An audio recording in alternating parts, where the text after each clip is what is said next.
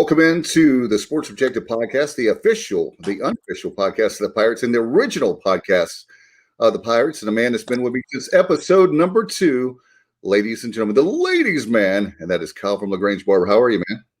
Well, we might not be the premier podcast of the Pirates, but I am the premier Kyle from LaGrange. You heard that, my friend. You and I have been together for hard to believe. March the 1st is 3 years, and Kyle was with me the very first week that when Jeff Confer resigned and took the buyout. We did the show actually from IHOP in Greenville, and we had some great pancakes and had a great time. And here we are, March 1st. We've been together almost 3 years, and we're rocking and rolling many episodes. So we've got a great show. You always tease me about that. Bubba Rosenbaum will be joining us in just a little bit, along with Mike Rooney. Mike Rooney will be with us from. There's Bubba Rosenbaum. There he is, right there.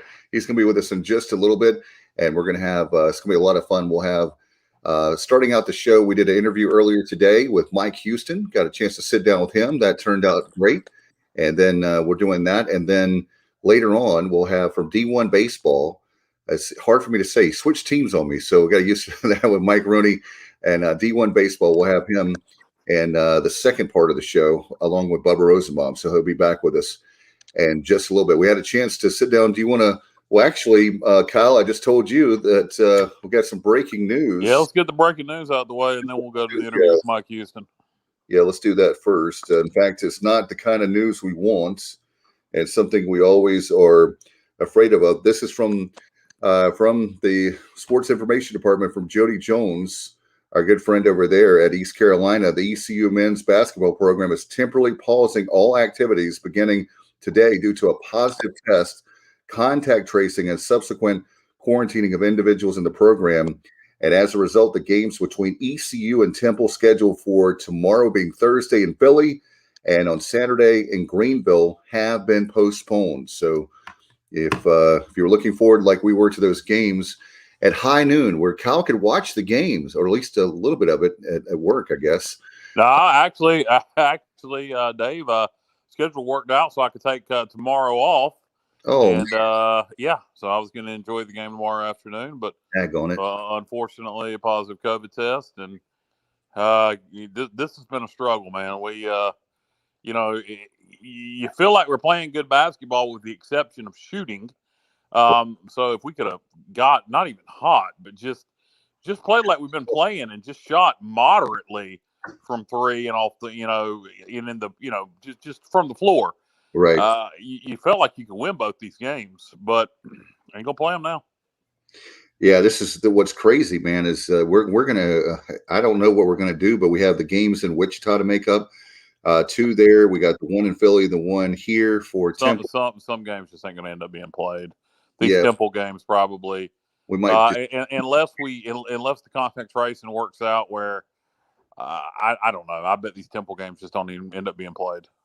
Yeah, Kyle, one of the things that's frustrating for Coach Dooley is you get all, and the players, staff, you get prepared for these games. And here's another thing that he brought up last night on the Joe Dooley show, our good friend Jeff Charles, is the fact that is it fair to have a whole bunch of games for these players? I mean, the thing I love about Coach Dooley and Houston and Godwin, all the coaches, but the ones that we cover the most here on the Sports Objective is they really care about their players. All the coaches do. But we see that time and time again. You talk about Mike Houston. We're going to have a moment with us, folks. He'll be with us in just a little bit for those just joining us. We recorded an interview with him late morning, early this afternoon, and can't wait to have him on. But he cares about his players. Godwin cares about his players. You could go on and on and on. And Joe Dooley was talking about how many games you're looking at to try to. Yeah, he talked about that a while back about playing so many games in a short amount of time in the month of February, and he didn't like it. And I think at this point it's going to be hard to make up these Temple games. They were already makeups. At least one of them was. Yeah, the Philly was. Yeah. So it's going to – you hope it's just a short pause, and these Temple games are the only ones we miss. And now, has Saturday already been canceled? And have we? Yes, both of them. Yeah. Okay. Now, see, I was wondering if we were pending contact tracing, if it was going to be where we could maybe get the Saturday game in, but you're saying it's already been canceled. So that's yeah, they canceled both Temple games. Okay. So hopefully that'll be it, but we'll see. Yeah, I don't see how unless unless there was some way they can move. They can't move the tournament back. I mean, you'd have No TV.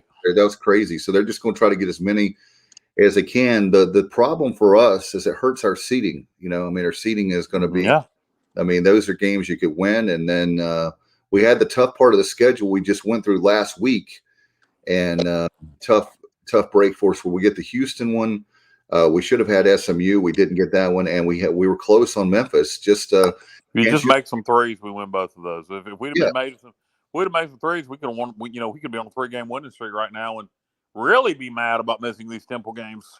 exactly. We have right now, Kyle. The last two games, we're shooting 11%. If you remember that from the other night, 11% from three, brother. Yeah, that's terrible. I mean, it's not even we're close. It's not even where we're used to. We're going through a slump in three, and guys are scared to shoot the three. You can't be scared. If you're a shooter, you have to shoot. And like Coach Julie said, they have the green light. If they have open three, they got to take it. I mean, it's going to hit. They're going to eventually hit.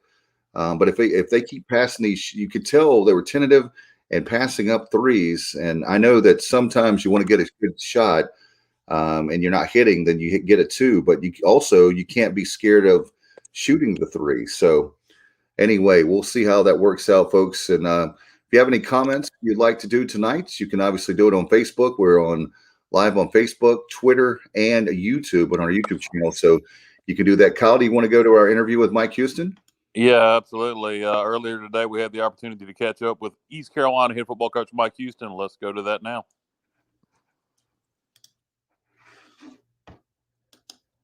Well, spring practice is almost here. Very excited to have, anytime we can have the head football coach of East Carolina back on the show, we're tickled to death. And with us right now, Coach Mike Houston. How are you, Coach? Doing good. Staying busy. Plugging along. Doing good. Wanted to have you back on. I know that I know there's no such thing really as off season, but as far as not playing games and practices at the moment, but it won't be long. It's hard to believe we've done now with signing day, and now we're into the spring practices getting ready to start, right?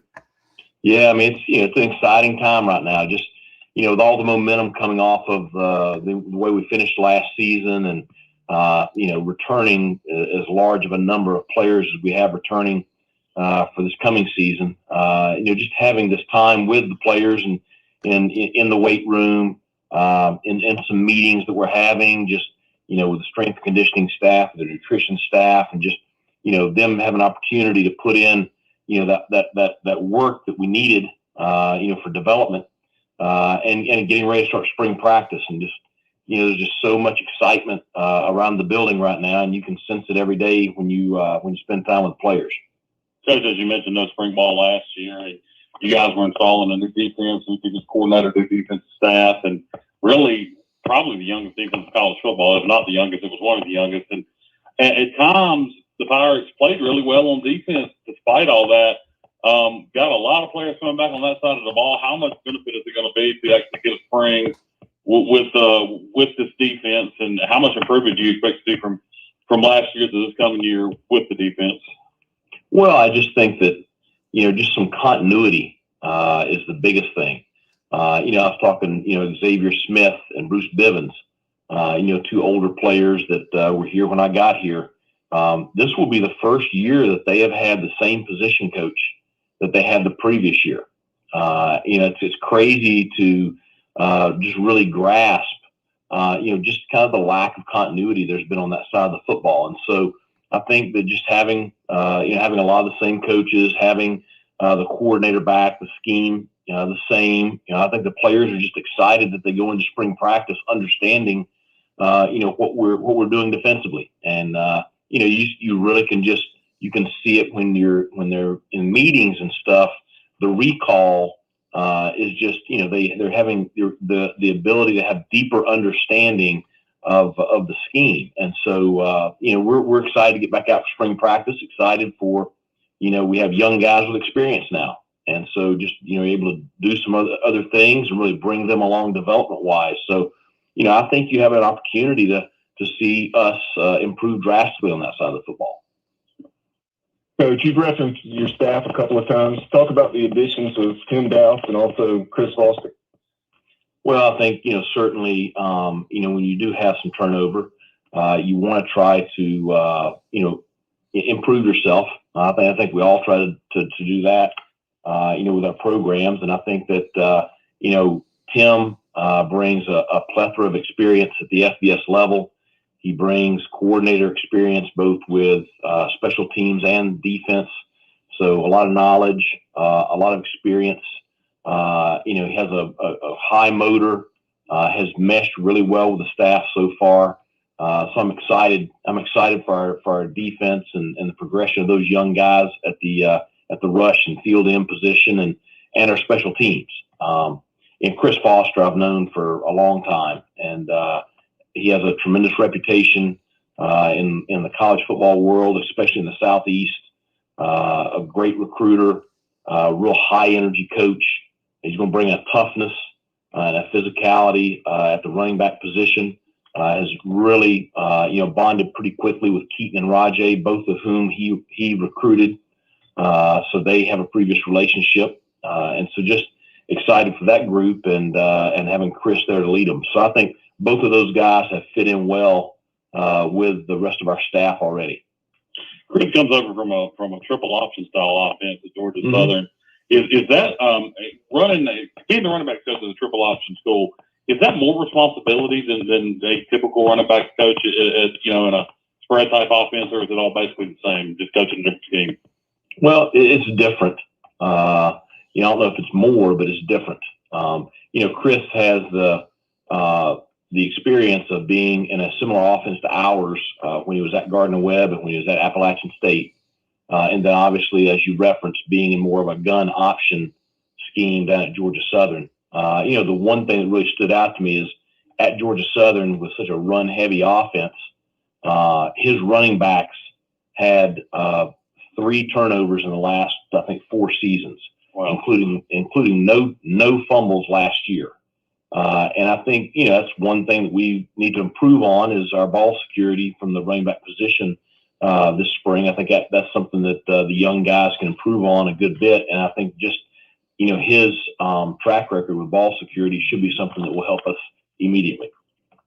Coach, we talked about the 2 on-the-field changes, and talk about the departure of J.P. Gunner and just the process of filling that position.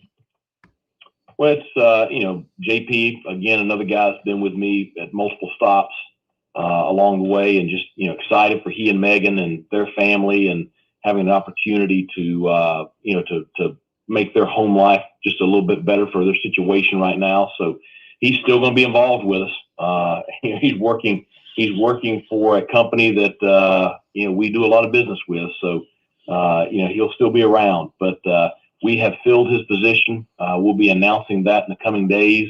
We were fortunate enough to have a strong applicant pool and, the ability to bring somebody in that has significant experience at the FBS level and significant experience at the Power 5 level, doing this job. So just be on the lookout for that announcement, probably end of this week, beginning of next week. Coach, I wanted to ask you as far as when it comes to recruiting and the signing classes, this is the first time we've had you back on since that. I'm an old school guy. I guess I like the February signing day, but anyway, well, that's on the show. I know you like it better for December to go ahead and get the recruits out of the way, but yeah. How do you feel about the signing class, and did you get the needs and wants that you wanted for this for the program? Well, I really like the players that we signed. Several of them are already here with us this spring. So I think that, it's a small class, which we knew it would be. We only have so many slots available this year, as opposed to last year was a very large class. But we're holding on to 4 slots right now with very specific needs. And really we're holding those for the summer. So I think that with just the landscape of college football, I think you're going to see a lot of movement in the transfer portal this summer. So we're tracking, very closely the junior colleges that are playing this spring, the transfer portal aspect.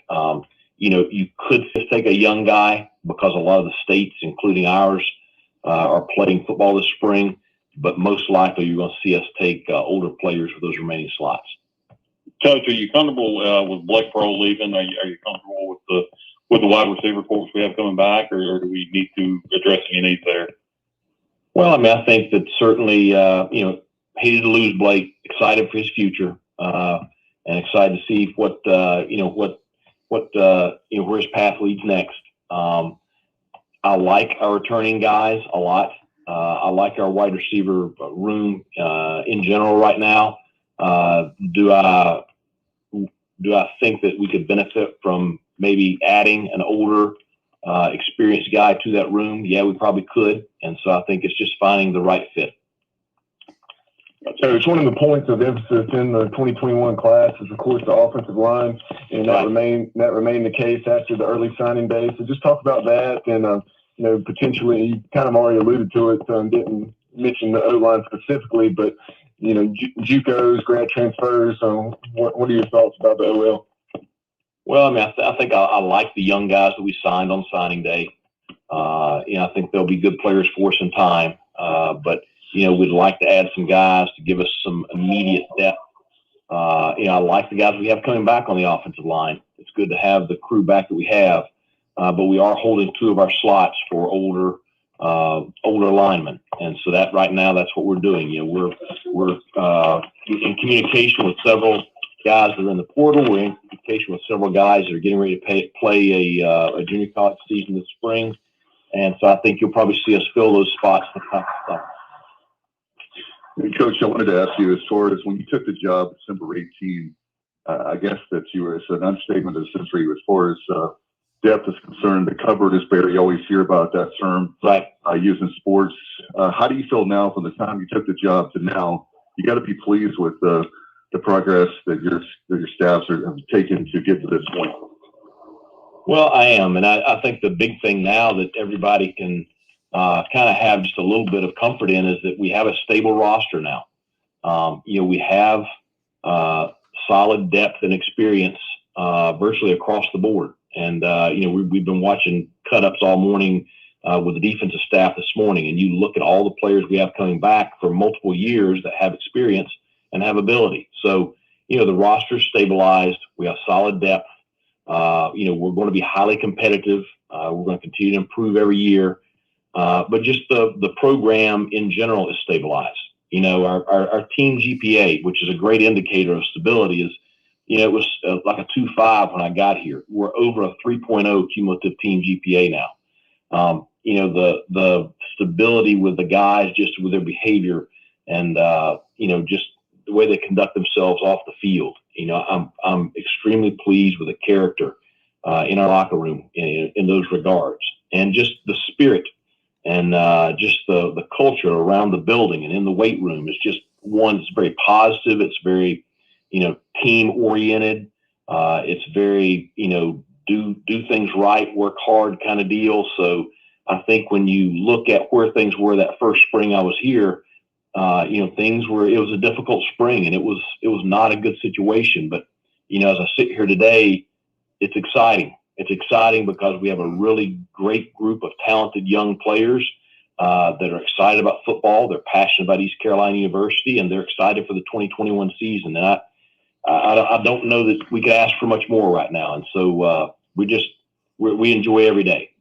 Coach, as we start to wrap this up, I wanted to ask you a question you're probably sick of talking about for the last year. What is protocol coming up right now for spring for COVID testing? Is it the same old? And obviously going into the 2021 season, not just for East Carolina, but for everybody, this is a question is out of your hands. But we got to get fans back in the stands. I mean, somebody's talking to the governor. We can't afford it. No, that's, we're still testing weekly. We have things are very as under control as it has been with the virus right now. I mean, we do not have an active positive right now. We've got a couple of guys that are quarantined because if you have a runny nose, they're gonna quarantine you until they test you. But so things are in good shape in regards to the virus. The guys understand protocols. It's kind of become second nature of wearing a mask and meeting socially distanced and training a certain way. So the kids are really in a good routine in regards to handling the virus and being able to function at a high level. we anticipate receiving our vaccines at some point this spring. So I think that's the next big step is, vaccinating the vast majority, if not all the roster and the coaches. That way that we're all safe going into the season. And I think that's the real key to our state, to our fan base, is just, kind of eradicating as much as you can this virus to protect everyone. And I think that's the key to having fans back in the stand. Obviously, you guys, just as I do, you're tracking things. I think the numbers are on the decline in North Carolina. And so, I'm optimistic that, when we open up at home against South Carolina, that we're going to have the opportunity to have 50,000 screaming Pirates in the stands. Because certainly, we've missed them and we need them. And, our home field advantage is so great here when we have fans in the stands. And so I'm optimistic that we're going to see that this fall. Let's hope so. So it's a spring practice. You talk about the importance of it. Is there an area or two specifically that you're really looking to see improvement in? Obviously, you want to see improvement across the board. That goes without saying. But if you had to identify a weakness or two, what would those be? Well, I think that, we've sat here and we've watched every snap from this previous season. I've had in-depth meetings with both coordinators and both staffs, both sides of the ball, and really evaluated all of our players, evaluated the things that we did. We've identified, specific areas on both sides of the football that we want to improve on this spring. Offensively, we want to really clean up some of our ball security stuff. And I thought we had too many turnovers last year. Want to do a better job in the passing game in regards to protections. And, we want to, really try to improve on third down. So we're looking at some specific things this spring to work those areas. And we've done some things schematically, made some adjustments. So, hopefully you see, improvement on that this fall from the work we'll put in this spring. I think defensively, it's continuing to progress along within the scheme. As you mentioned a while ago, we were playing so many true freshmen last year. Well, they're not true freshmen anymore. So, being able to advance them within the scheme, being able to do a better job of limiting the explosive plays that we surrender. We're working on some things in some of the pass defense to try to, schematically maybe, play a little bit tighter coverage. And so, and as we saw in the Super Bowl last Sunday, anytime that you can harass the quarterback, you got a chance to have greater success. And so I think just, continue to improve how we attack quarterbacks in the pocket.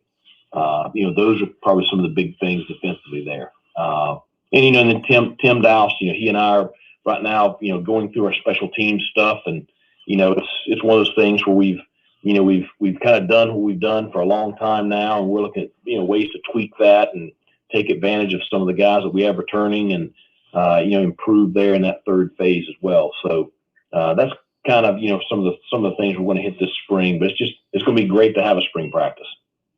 And quickly, Coach, we're out of time. Do you have a date on? I know it probably won't be able to have fans, but actually the spring football game, when we have a date on that yet? Yeah, it is going to be April the 17th. Saturday, April the 17th will be the spring game, and we'll see what that looks like as far as attendance. It'll be dictated by what the governor allows. But, it'll be certainly a day to celebrate. And maybe we can stream it on ECUPirates.com. Yeah. That'll be absolutely cool. And everybody in Pirate Nation right now, listening, get your shot. Coach Houston wants everybody in the fold so we can get it rowdy back. Coach, thank you so much.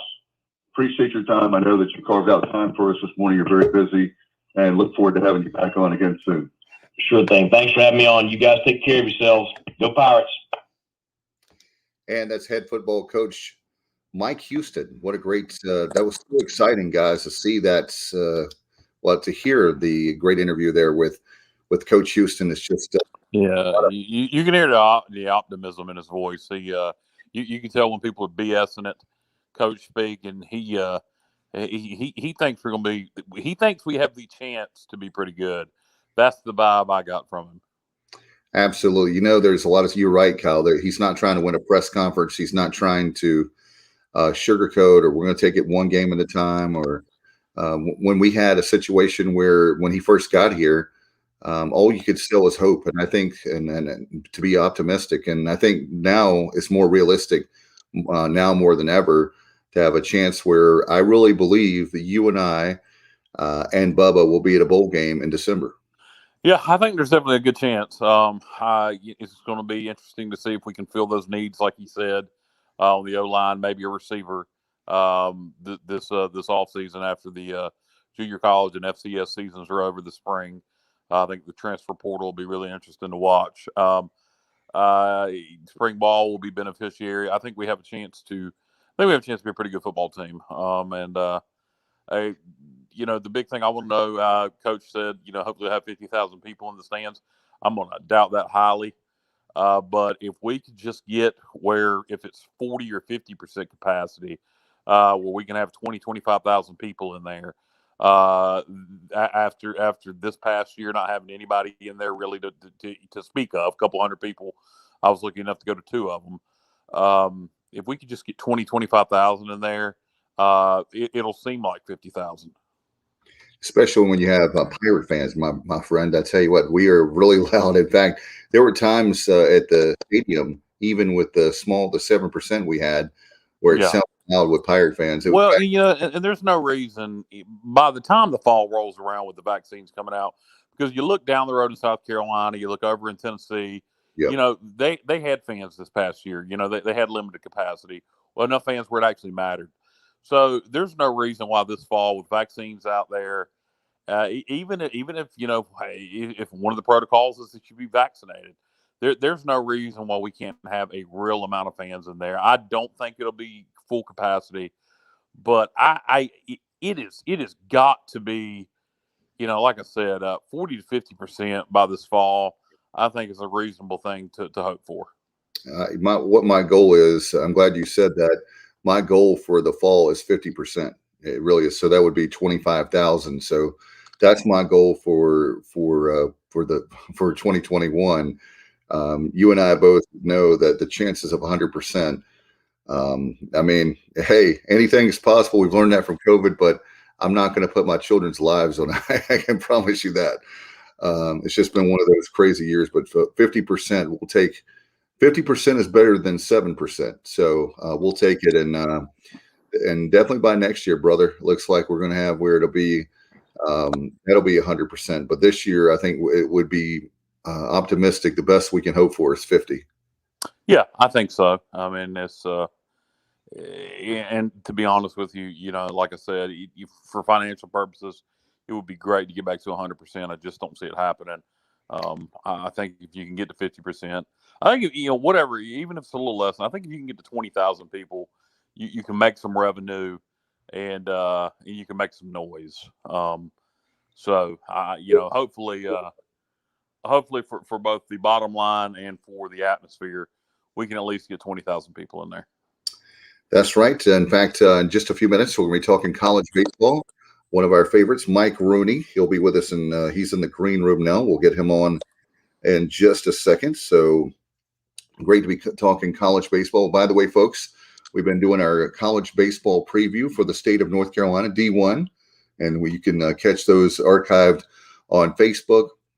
And also, I know we have them on Twitter, and we have them on. Well, what's the capacity for baseball, Dave? Like 60 people is ridiculous, isn't it? Yeah, it's the same amount. Basically, what's happening is you get I think each player maybe get 2 tickets or something. I mean, that basically the players are the only people that are getting in the stadium outside, maybe limited amount of media. Maybe it'll change before the season's over. Maybe by May or April something. Maybe by the time we're hosting a regional. Yeah, I tell you what, we're getting ready to talk to Mike Rooney. I mean, speaking of optimistic, didn't you think when we had Cliff Godwin on, he was optimistic about the chances? I mean, he's not someone to sugarcoat, and I really believe in my heart the highest poll we've seen is 13. Yep. I really believe we're a super regional team, and hopefully we can get some breaks. We'll see. I think we're definitely going to be in that hosting conversation. By the time we get into May and postseason time, I saw somebody the other day, it may have been D1 Baseball. I don't remember Baseball America. Somebody projected us to be a 2 seed in the Starkville regional, I believe it was. And I personally think we're going to be hosting, but there's a lot of baseball to be played between now and then. Yeah, and the ultimate key, like every year, is not about talent with Cliff Godwin's teams.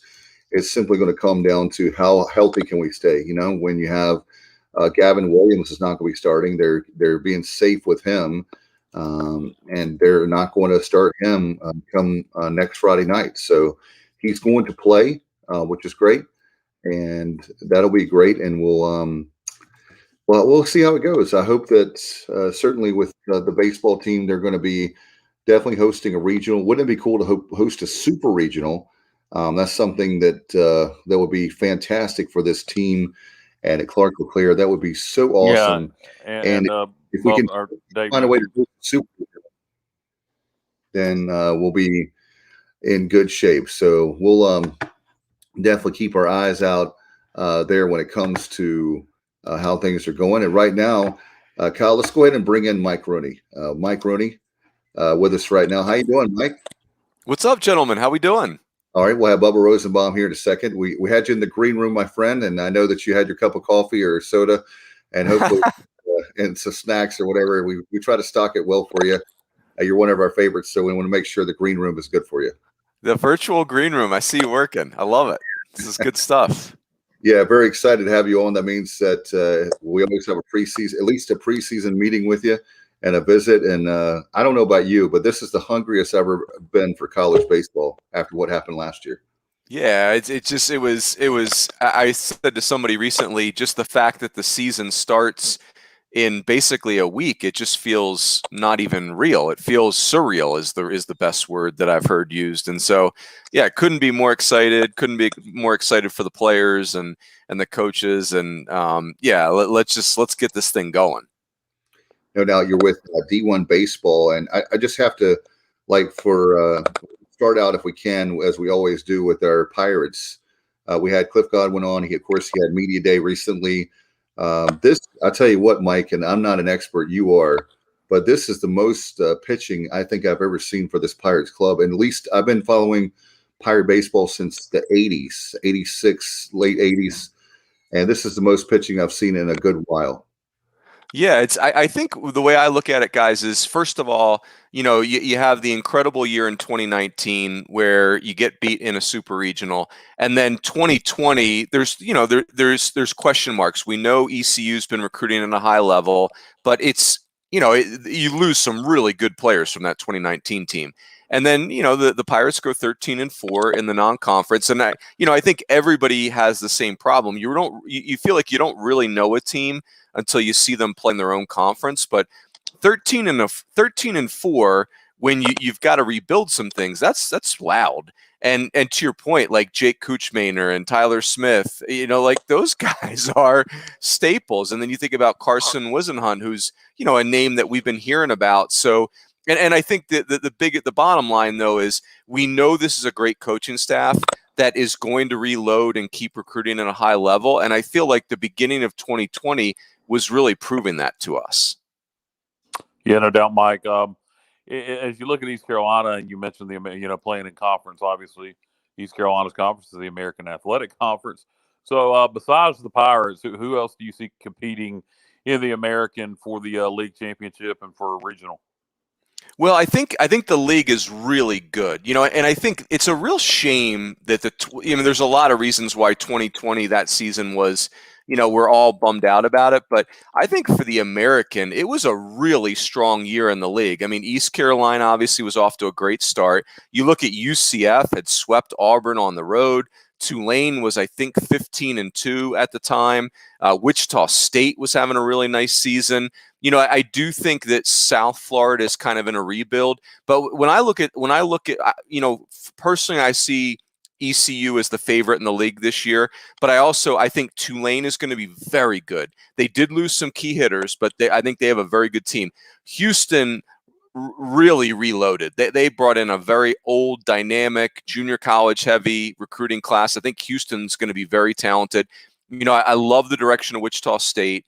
And I think UCF lost 4 really good arms, but you look at the roster and I still really like it. So I think the top of the American. Hey, and by the way, guys, Hunter Goodman, the kid at Memphis, is a Golden Spikes candidate. So I think it's going to be another really good year in the league. I would say this year, even though I consider ECU the favorite, I would tell you that I don't see it as like a massive favorite. I think the top of this league is going to be really tight. Yeah, and one thing interesting with COVID and scheduling changes, no UConn in the league, so an uneven number of teams. Sometimes scheduling could come into play. And the Pirates get Cincinnati, I think, 8 times. Is that correct, Dave? That might make sense that they're playing 4-game weekends. Yeah. Yeah. Okay. 8 times. So if Cincinnati is the Cincinnati that they typically are, that could play in the Pirates' favor. I would say, though, be careful with Cincinnati. Scott Guggens is a really good coach. They did win that automatic bid a couple years ago. I think I would be surprised if Cincinnati doesn't get fairly competitive in baseball fairly quickly. That guy is a really good coach, and there's a lot of good players in Ohio he can get his hands on. Okay. Hey, Mike, going outside of the American, sticking regional, let's talk to ACC, and then also other teams in North Carolina and programs like UNC Wilmington and Campbell that have made deep regional runs and knocked on the door of a super regional in the recent past. What do you think about some of the other teams in the state? Yeah, I mean, Campbell, they're going to be good. I think they are really the class of the Big South, and I think it's going to take somebody to come get them in the Big South. So I think Campbell, is going to be there. That's a program that's got staying power. You mentioned UNCW. I think they're as good as any program in the Colonial. They have an older team. They got a lot of guys back. Remember, UNCW is a team that swept Kentucky at Kentucky last year in the shortened season. So, that's a very good program. I think immediately I start thinking about the ACC, and I think it's a banner year in the ACC. There really is not a bad team in that league. I mean, you might rank Pitt as the 14th team, and they are very old, and they did a great job kind of pilfering some grad transfers. So, UNC is the one program in the ACC right now that is in transition. Mike Fox is retired. Scott Forbes took over. Scott Forbes is super well respected in our sport, but they're a program that's kind of resetting themselves. The only thing is, they've got talent. North Carolina is not devoid of talent. It's not like a complete rebuild. So I'll be interested there, but NC State they look phenomenal on paper. Duke looks very good. Again, they did lose 2 really good arms. Wake Forest is an extremely old team. So, you go up and down the ACC, guys, and that's a league that could get 10 or, I know this is going to sound crazy, it could get 10 or 11 bids into the NCAA tournament. The league is that deep. Yeah, you talk about Chris Pollard at Duke, the job he's done there. And, prior to that, he had won at Division II Pfeiffer, which has since dropped down to D3, if I'm not mistaken. Then you have everything that he did at App State, taking them to the verge of a super regional, nearly winning the Charlottesville regional back in 2012. Tremendous coach in Chris Pollard. Yeah, and remember, Bubba, Duke has been to Game 3 of a Super Regional in 2 consecutive years. They took Texas Tech to Game 3 in 2018, and they took, it's very easy to forget, they took Vandy to Game 3 in that Super Regional in 2019. I had that Super Regional, and Duke shows up as a heavy underdog, and they just run Vanderbilt off the field on Game 1. They beat them like 18-5, and it took Kumar Rocker throwing that 19 strikeout no-hitter to give Vandy some breathing room. And then, of course, they win the national title. But, Duke they fielded 988 last year. They're just very solid. They're very good up the middle. Kids like Michael Rothenberg at catcher and Joey Loperfido in center field. And everybody kind of has this going on. But those kids shouldn't still be in college baseball, really. If it's a 20-round draft, they're gone. But it was a 5-round draft. So, Duke is... They will be very good and very solid again. Mike, staying regional, Coastal Carolina, always a power in the Sun Belt. Who else is going to be competing for that Sun Belt crown? Lafayette's always good. South Alabama? Yeah, I mean, South Alabama's very good. You mentioned Lafayette under Matt Deggs. They are kind of resetting their program. I think they have kind of slipped a little bit. They had a legendary coach, Tony Robichaux, pass away suddenly. And so Matt Deggs comes in. I think they will get really good very quickly. Some of the teams in the league, Coastal will be there. We know they're always going to be there. They have a marquee player in Parker Chavers who's back because he was hurt last year. A dynamic, undersized left-handed hitter who can hit for power and can run, and just a vintage Coastal player. Texas State has got a really good team in the Sun Belt this year. I think if you had to pinpoint a favorite, you'd probably end up at Coastal or Texas State. But Georgia Southern will be good. It's a really good baseball league. I think that's probably one of the more underrated baseball leagues in America. Mike, what about certainly with the Southeast staying there? What about the SEC? That's something that we always we know there's going to be a lot of great teams. Is it a down year, up year for the SEC? Yeah, I think to your point, there's no such thing as a down year. And a down year in the SEC is like me having a day where I feel tall. Like there is no such thing. I am short each and every day. And the SEC is good each and every year. And I would tell you guys, like for us at D1, no conference has ever gotten 11 teams in the NCAA tournament, and we actually did predict that for the SEC this year. I will tell you, though, that the SEC is very dominant on the mound. The position player group is not as strong. And, you think about on the mound, we have 24 slots for pitchers on the All-American team, and the SEC has 10 of the 24 slots. You got kids like Kumar Rocker and Jack Leiter at Vanderbilt. I mean, those two kids could go first and second in the draft, and they pitch in the same weekend rotation for the same team. So I think the SEC will be very strong. I think about Kentucky, who's a team that opens up with North Carolina to start the season. You could easily pick Kentucky to finish 14th in the SEC. And I could also make an argument that it's one of the top 25 offenses in the country. They have work to do on the mound. They are a little unproven defensively, but it is an old, physical, dynamic offense. So, yeah, the SEC, if you look at it, Florida is number one in every single poll. Then the next tier in that league is really Vandy, and then the three schools in the West, Ole Miss, Mississippi State, and Arkansas. The league, it's not changing. They did lose some kids to the draft, but when the draft shrunk to 5 rounds, the SEC were able to keep some recruits that they would never keep in a normal year. Mike, as we keep looking at different conferences, another conference that's of interest to Pirate fans and of fans in this region is our old conference, Conference USA. Obviously, Charlotte's in that league, and our old friends down at Southern Miss, and of course Rice. What's the USA looking like this year? Yeah, I would say it's until somebody shows us different, that is really Florida State, FAU, Florida Atlantic, and Southern Miss's league. I really feel that's whose league it is. But I'll tell you, Old Dominion was off to a great start last year. Florida International under Mervel Melendez, they've been kind of working their way up the standings. I think it's only a matter of time before they sneak in there. Louisiana Tech's got a sneaky good old team. So I always turn to, Charlotte with Robert Woodard, who was the pitching coach at UNC. They're kind of doing some neat things from a velocity standpoint very quickly. But I always defer to Southern Miss. They have a really old weekend rotation. Florida Atlantic will be very offensive. Somebody's got to come get them first. No doubt. And what about moving? I guess we can move a little west. What about the Big Ten? Do you see how is that league going to? They look good in definitely football and basketball. How about baseball? Michigan.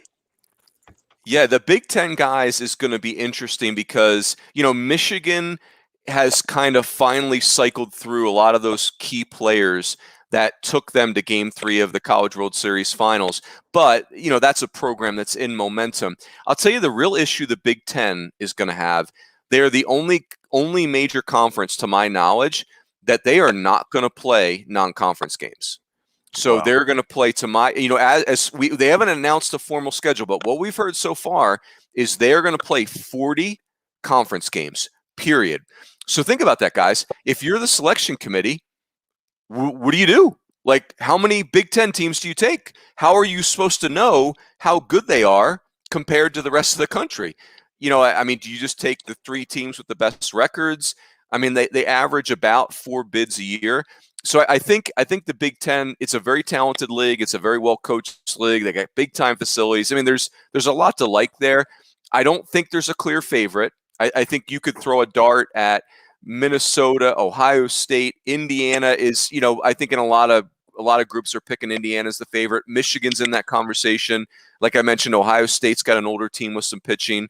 I think Nebraska, it's maybe a little early for them, but they're kind of on the way back. I think the league will be very competitive and deep, but I think if in fact they don't play non-conference games, that could potentially put them at a big disadvantage. Well, Mike, what you do is by the example given by college football is you just take the Big Ten champion and you give them a pass to the World Series. Hey, that would be something.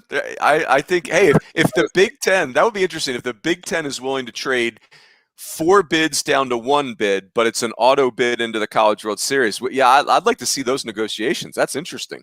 Hey, Runes, you can change the rules where it's Ohio State, right?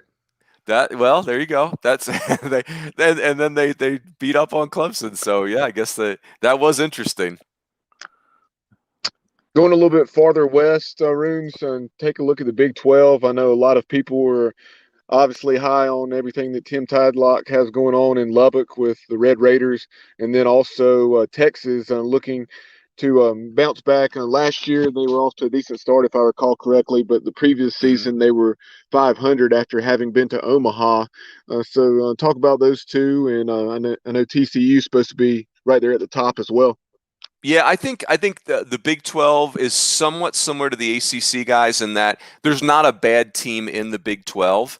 I would tell you Texas Tech is the class of the league, like they've been very offensive, very deep on the mound. They did have an injury recently, Hunter Dobbins, that is that's going to hurt him. Like he was a projected weekend guy, and then but Texas Tech, is going to be there. They're going to be outstanding.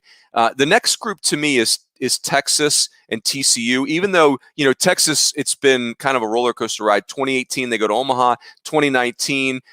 They sweep LSU and then go in an absolute tailspin. They got really banged up at catcher and they just couldn't recover. But then last year they were really showing signs. They've recruited really well.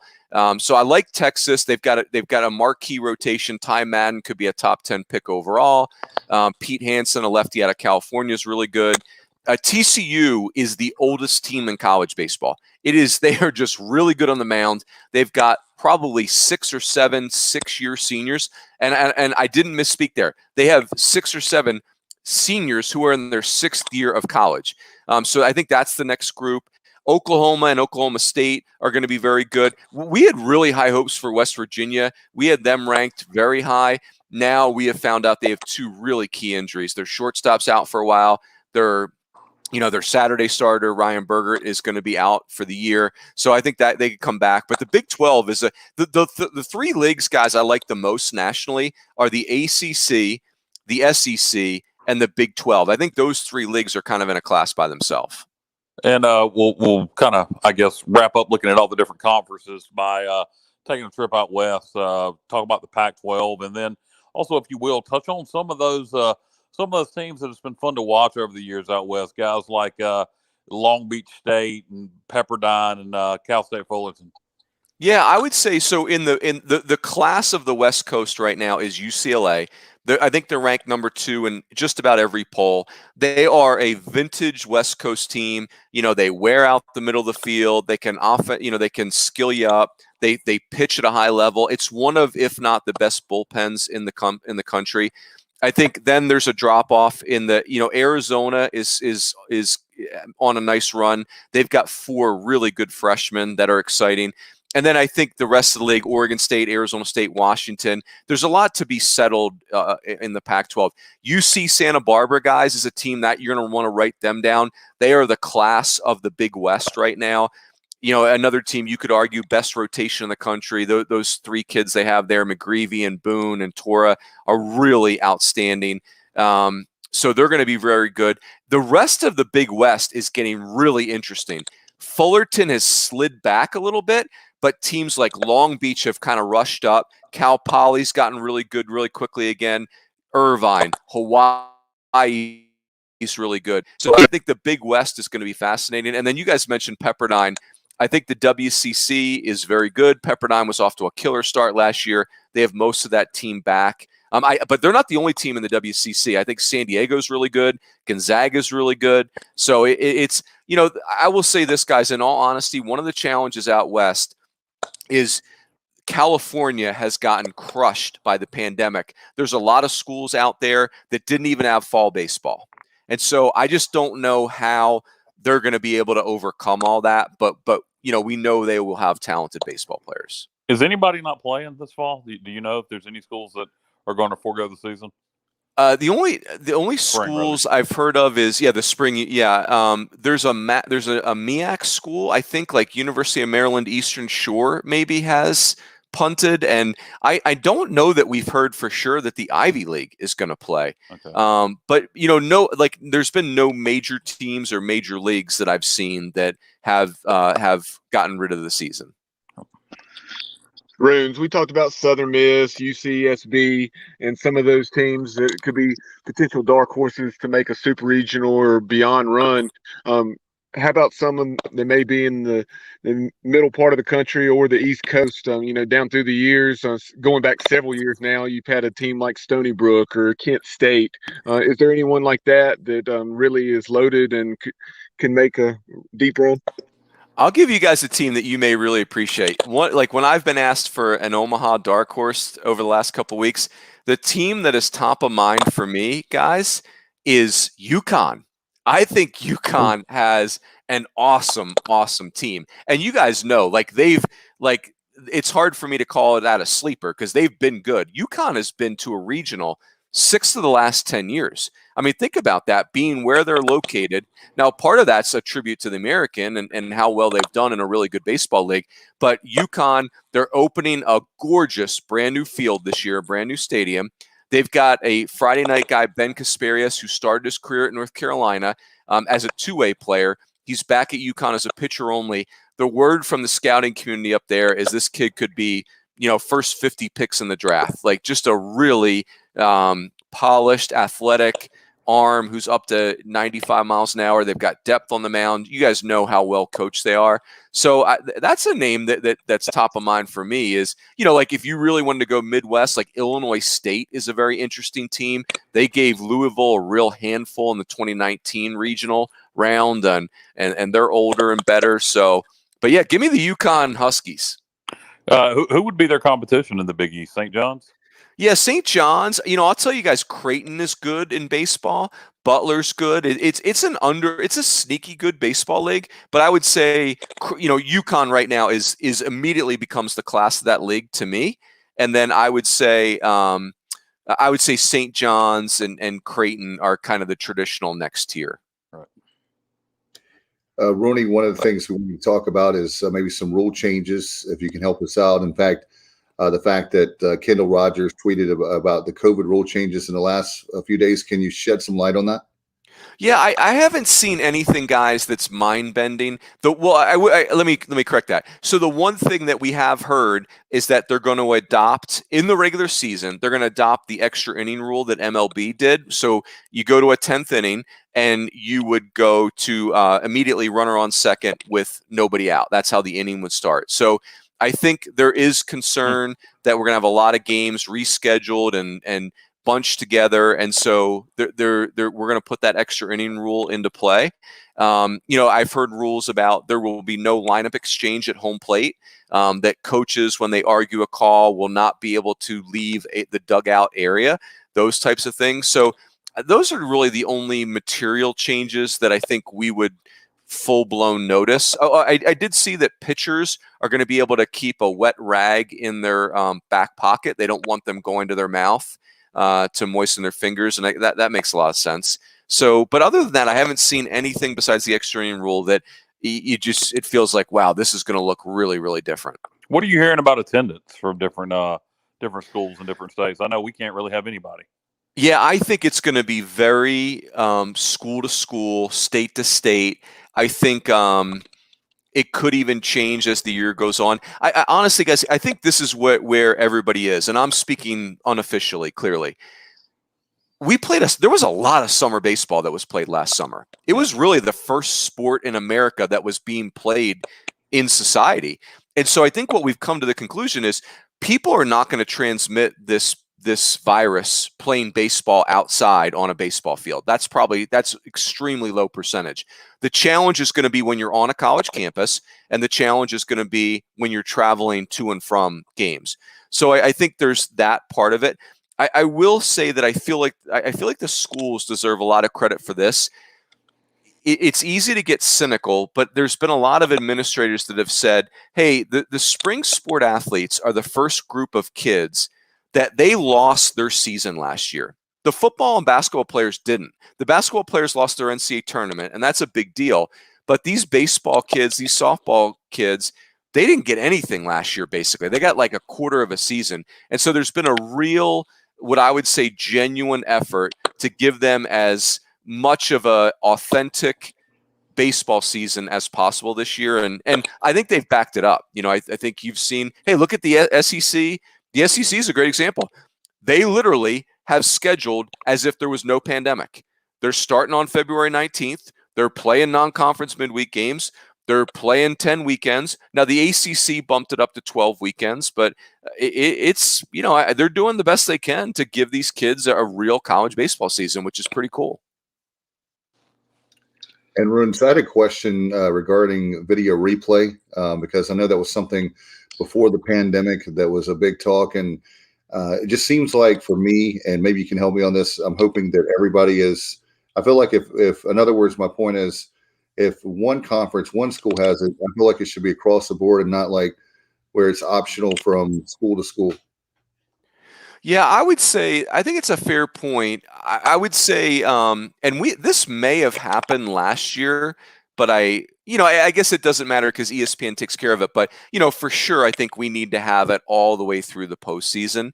But I do think it's a fair point. Like, it's like, hey, like they're streaming high school basketball games, right? Like everything is videoed now. So it does feel like we shouldn't be like, hey, let's just talk about the American. The American's a good enough baseball league that if the SEC and ACC are doing something, the Americans should be doing it. It's that caliber of baseball league. And whether that's 4 umpires or whether that's video replay, whatever it is, because I will say, if your league is not doing it in the regular season, but the ACC and the SEC are, when you get to the postseason, you might be at a little bit of a disadvantage because you're not used to the protocols. And hey, I remember a couple years ago, 2018, that really impacted Oregon State in Omaha, where they had that incredible team that had gone 54-4. But there was a chance to ask for a replay in Omaha that they just weren't. They didn't do it. They weren't used to it. It's not something that they had in their regular season. So I'd be for it. Question. Speaking of Omaha, it was unfair last year. I felt like they should play the games without fans. But anyway, that's a whole nother show, and it's a moot point at this point because we're in a new season. But do you think we're going to have a postseason? And if so, will there be any fans in Omaha? I guess it's just the question becomes, how optimistic are you on the pandemic? I think it's I am optimistic that we will have fans in Omaha. But it's hard to say, it's the one thing about Omaha is there's so many of those fans are Nebraskans. So that's not a big, a heavy travel lift for them. So I'm optimistic. I think the summertime when people can be outside, that's beneficial. I think there's a lot of advantages to be an outdoor sport in that regard. But I would say it this way, guys, like if there's not fans in Omaha this year, I certainly think this would be the last year we have to deal with that, and I'm knocking on wood, of course, but for sure, if we're not all the way back to fan attendance at events by the summertime, we certainly would be getting closer and closer. So yeah, it will. I just honestly, guys, I'm focused right now on let's just please get 8 teams to Omaha. Like that's really, I don't think I can live through another year without a College World Series. Yeah, I agree with you. I don't recall right offhand, Mike, but whether it's Nebraska and Creighton basketball or other events, what are the rules and laws like right now in the state of Nebraska? Yeah, Nebraska is from my understanding is in really good shape. You know, they are not one of the harder hit states. They, as a matter of fact, the city of Omaha, if you think about basketball, went to this model of they're going to run the whole basketball tournament in the city of Indianapolis. And so then there kind of becomes a copycat syndrome. And if I'm not mistaken, the city of Omaha has tried to bid for some other events like volleyball, those types of things. So I think to answer your question, Bubba, it's not only have things gone fairly well compared to the rest of the country in Nebraska, but they're trying to be aggressive, trying to get their hands on more events. Yeah, and I do think there'll be at least some semblance of fans for the World Series, if it's 50% or whatever. You know, you look at the Super Bowl, what had 30,000 people in attendance. So you know, maybe it's vaccinated people, healthcare workers, and parents. Who knows? But you're not going to. I don't think you'll see an empty stadium. I think we'll at least have a percentage of fans in Omaha. I agree with that, but it's a good point. Maybe I need to make my reservations at the Drover now before, in case they have limited attendance. When I know you guys have heard this, but when the Pirates get to Omaha, that's got to be on your list now. Well, that's what I was going to say, Mike. The joke is with some Pirate fans that this might be the year because we finally get there, but all can't go. Well, you guys, I think you guys know how I feel about Cliff Godwin, and I just think as long as you guys can hang on to him and as quality as your program is, you know, I think about like Phil Mickelson, like when he won his first major, which took him a long time to do it. He didn't just win one major, right? Like when you guys break through to Omaha, you're not just going to go once and that's going to be it. The ECU is the quality of program that it's going to go. They're going to go to Omaha multiple times, in my mind. I'd just say we go and win the damn thing. Well, there's that. You could do that too. Hey, that's Coastal's playbook. That worked for them. Exactly. Well, anything can happen. I think we were talking about the arm. Is that the key recipe? I know there's got to be some lucky breaks. You got to be healthy, but having a lot of arms to make it that deep, and I mean, you're looking at June. It takes a toll on you, on your body. It has to. Yeah, I'd say. I mean, I don't think it's any. You know, the things that work at the end of the year are older teams because they are usually better at taking care of themselves. You know, obviously being talented teams. I also think sometimes this may sound weird to say, but it's harder to get to Omaha than it is to actually play well in Omaha. And Coastal went through this where you have these good teams year after year after year, and you just can't get there, and it starts to become like this mythical place. Like, is this place even real? I'll never forget in 2010. Gary Gilmore at Coastal had a team that won 55 games, and they got beat by South Carolina in a super regional. And Gary Gilmore was beside himself in the press conference afterwards. Like, he was so melancholy, and he basically said, I don't know what you have to do to get to Omaha because I don't think I can recruit a better team than this. And, you know, so you start that pressure builds, but you know, and then Coastal finally gets to Omaha and they just play their brains out. So I think there's no secret sauce. I mean, if you're not a good defensive team, I think that can be an issue because giving teams of that caliber extra outs is a problem. If you don't pitch well, that can be a real problem. But I don't think there's one formula. I think being old, being experienced, and being good, and being a team that's used to be in the postseason, those are the main things. All right, guys. Got anything else? On mute. I was getting ready to ask a question. I was on mute. Apologize, everyone. Certainly, we've been glad to have you here tonight. I'm just really excited about the season. And can you tell everybody about your upcoming schedule where people can see on, I know, ESPN? What games do you have coming up? Yeah, so really cool. So we're gonna, like football and basketball have done. We're gonna broadcast a lot of games from our homes in the early part of the season, just for the safety and protocols. And so I actually have a game on opening night. Like I have Kentucky at North Carolina, which is really interesting. A week from this Friday, you know, opening day. And then I also will get a Virginia game coming up really shortly after that. So I'll put all that stuff on my Twitter handle as it comes up. But yeah, it's cool. Like I think this, if you think about it, guys, this is the first year of the ACC network for baseball because they didn't get to the baseball season last year. So I think you're going to see a lot of ACC games on the network. And obviously that could encompass the Pirates because obviously you guys play some ACC games. Yeah, absolutely. And you mentioned your Twitter account. What is your Twitter handle? Yeah, so just Mike_Rooney, 2 O's and Rooney, Mike_Rooney. So there, yeah, that's where it's that's headquarters. All Want right. to also get you to plug your D1 Baseball Dream Team of college baseball coverage with Kendall Rogers, Aaron Fett. Can you talk about where folks can get that great stuff there at D1 Baseball? We have on the for folks watching but listening right now at D1. Yeah. Yeah, so you guys know, like last year when I spoke to you at this time, I was still working for Perfect Game, and which was awesome. I love the guys at Perfect Game, and it was 6 incredible years.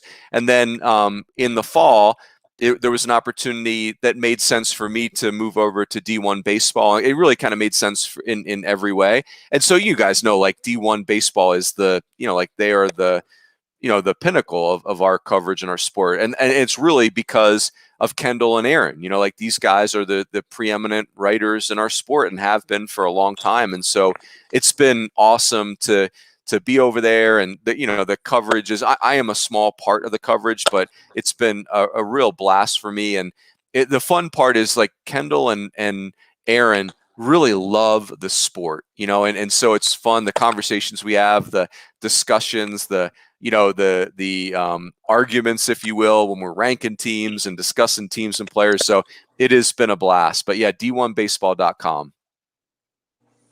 Sounds good. Runs, appreciate you so much. Love to have you back on.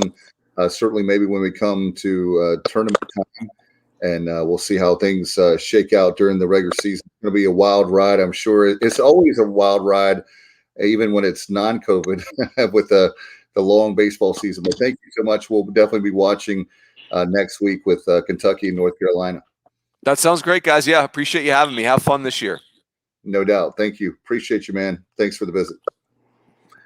All right, there's Mike Rooney. Appreciate him very much. Runes has always been good to us since day one. Again, March 1st will be 3 years, guys. Hard to believe.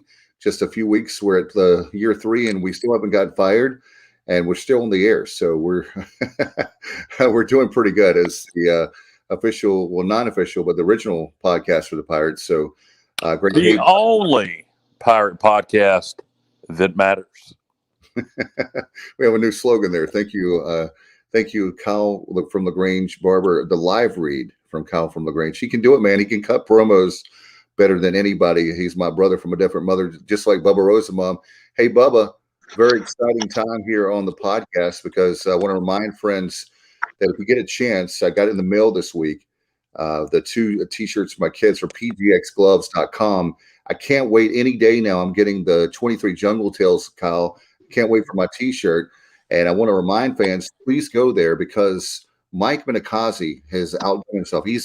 We got an announcement too, Bubba. I know I'll let you break that as far as pgxgloves.com that he told me today. But I tell you what, 23 Jungle Tales is an awesome T-shirt. They got a lot of great stuff. You got to go to the website to check it out, pgxgloves.com. And guys, how about the promo code? Yeah, that is promo code ECU in all caps. Put that in and check out and save yourself 25%. And Dave, Mark said that since you called him Mike instead of Mark, that you now have to pay full price. Sorry about that. It's been a very long day, I promise. No, I knew you knew better. I just had to pick on you. But no, pgxgloves.com, as you see there on the screen for folks tuning in, whether live or archived, they can provide you with customized and personalized batting gloves, also fielding gloves, of course, just some awesome options there. So definitely go and check that out. And then baseball stuff is not all they have. Football and golf gloves as well. And then some other swag. He has a pirate collection. And that pirate collection includes an awesome Welcome to the Jungles T-shirt that was just posted today. So I encourage you to go to pgxgloves.com and check it out. Sharp-looking black shirt that has a skeleton holding bats. The helmet has the PGX Gloves logo, and then an awesome Welcome to the Jungle logo that would remind folks of Guns N' Roses, but not exactly. No copyright issues there.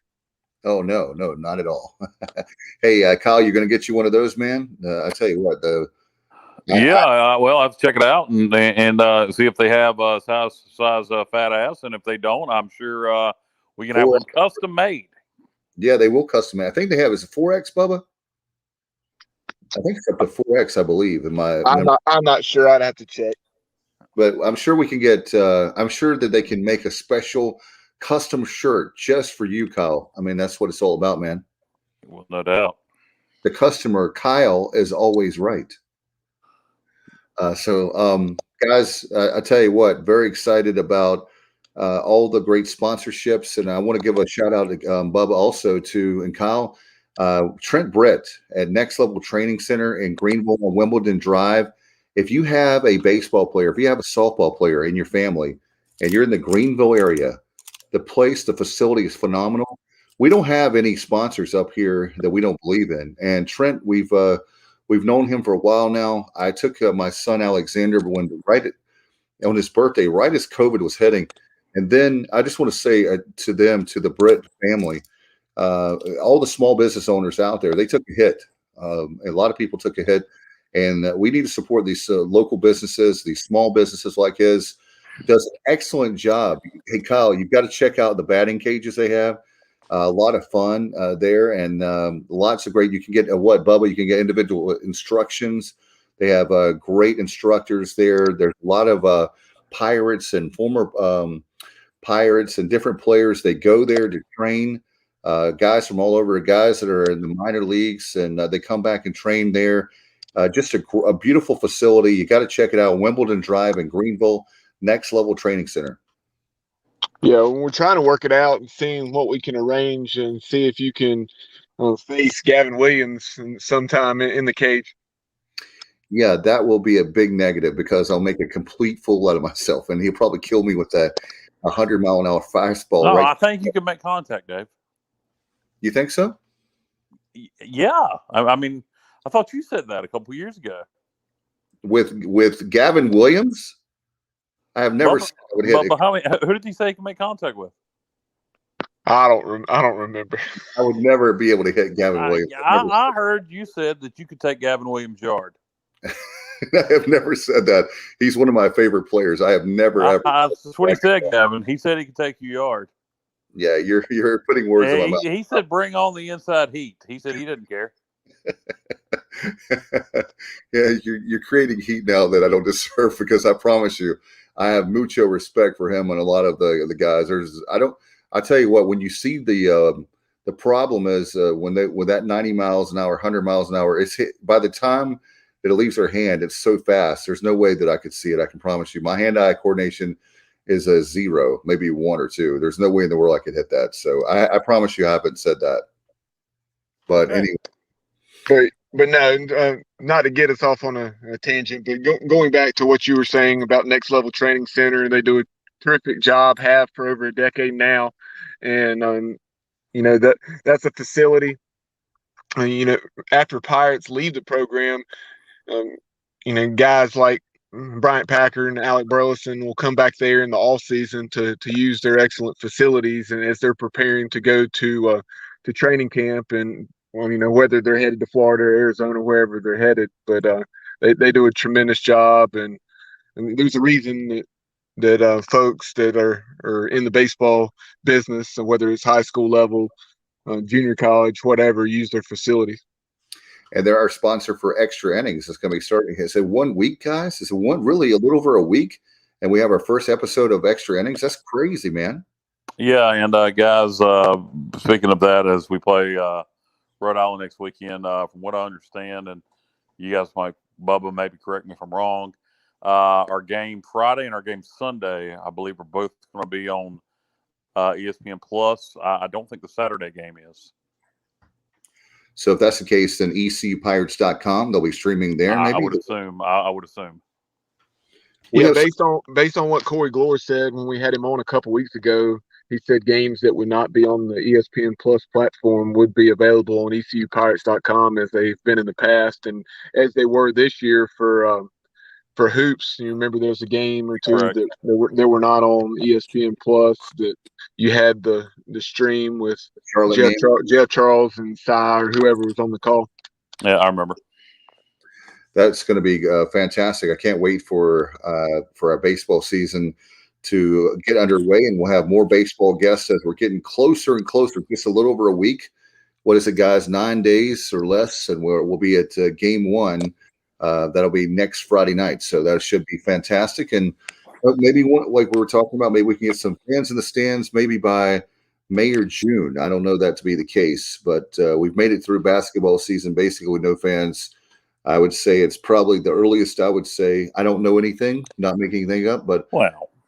I would think it'll be towards the end of the season if we to have any kind of hope fans, like meaning beyond the players' family, like 2 tickets to the players' family. Basically, I think is something we're doing right now. Bubba, save that audio clip where Dave said, "I don't know anything." Well, I'm just trying to get me to use that out of context a little bit. Yeah. But anyway, guys, very excited about our podcast. More sponsors coming. And if you'd like to be a sponsor, get in touch with us. It's a very exciting time for us. And we appreciate the support of all the listeners and viewers on, of course, Facebook Live and YouTube and Twitter, and certainly all the podcasting sites. We're everywhere that you like to be. Guys, do you have anything before we go? Bye. Kyle has left the building. He's out of here. And good night, Kyle. Good night. All right. One of our favorite shows we share is the Waltons. So instead of good night, John Boy, I'll just say good night, Kyle. That's good to me, Dave. That's good. No, really, I don't have anything else. Just it's a shame. I know I wasn't with you guys earlier in the show, but I did hear you discuss it. What broke today with the basketball situation, not being able to play those 2 games against Temple, at least not this weekend. So that is a shame for obvious reasons. But those are games that both clubs, I'm sure, had circled golden opportunities to get a win or 2. Yeah, no doubt. So we'll just have to hang in there. It's been a terrible season for basketball as far as not what's on the court, but off the court with the COVID mess. And hopefully in April, we'll be able to get April and May, we'll be able to get everybody vaccinated and not have to worry about this mess as far as athletes are concerned. And of course, citizens too. So the fans. So we'll definitely, that's an ongoing story that's so fluid. It's not even funny. Kyle, Bubba, thank you so much. Thank you to Coach Mike Houston. Appreciate him very much. And to, of course, from D1 Baseball and ESPN, want to thank Mike Rooney. Appreciate him. And Bubba, thank you so much for your hard work behind the scenes. Appreciate you, brother. Until next time, you've been watching and listening to the unofficial and the original podcast of the Pirates, The Sports Objective. Good night, everybody. And as always, go Pirates.